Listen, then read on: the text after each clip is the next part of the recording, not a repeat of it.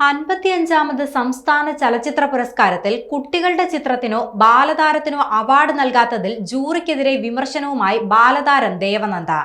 Jury കണ്ണടച്ച് ഇരുട്ടാക്കരുത്. വരുന്ന തലമുറയ്ക്ക് നേരെയാണ് ജൂറി കണ്ണടച്ചതെന്നും കുട്ടികളുടെ അവകാശങ്ങൾ കാണാതെ പോകരുതെന്നും ദേവനന്ദ സോഷ്യൽ മീഡിയയിൽ കുറിച്ചു. കുട്ടികളും സമൂഹത്തിന്റെ ഭാഗമാണെന്നും അവർക്കും അവസരം കിട്ടണമെന്നും ദേവനന്ദ സാമൂഹിക മാധ്യമത്തിൽ വ്യക്തമാക്കി. അവാർഡ് പ്രഖ്യാപനത്തിനിടെ ജൂറി ചെയർമാനായ പ്രകാശ് രാജ് കുട്ടികളുടെ അവാർഡ് സംബന്ധിച്ച് പ്രതികരണം നടത്തിയ വീഡിയോ പങ്കുവച്ചുകൊണ്ടാണ് ദേവനന്ദയുടെ വിമർശനം. സ്ഥാനാർത്ഥി ശ്രീകുട്ടൻ, ഗു, ഫിനിക്സ്, AR അടക്കമുള്ള ഒരുപാട് സിനിമകളിൽ കുട്ടികൾ അഭിനയിച്ചിട്ടുണ്ട്. 2 കുട്ടികൾക്ക് അവാർഡ് കൊടുക്കാതെയല്ല കൂടുതൽ കുട്ടികളുടെ സിനിമ വരണമെന്ന് പറയേണ്ടതെന്നും ദേവനന്ദ കുറിച്ചു.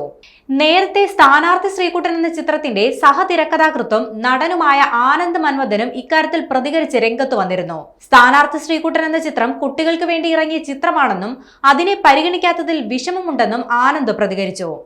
ഇത്തവണ ബാലതാരങ്ങൾക്കുള്ള പുരസ്കാരത്തിൽ ആരെയും ഉൾപ്പെടുത്തിയിട്ടില്ലെന്നും കുട്ടികളുടെ ചിത്രം നിർമ്മിക്കുന്നതിനെ കുറിച്ച് സിനിമാ മേഖലയിലുള്ളവർ ചിന്തിക്കണമെന്നുമായിരുന്നു ജൂറി ചെയർമാനായ പ്രകാശ് രാജ് ഇന്നലെ പ്രതികരിച്ചത്.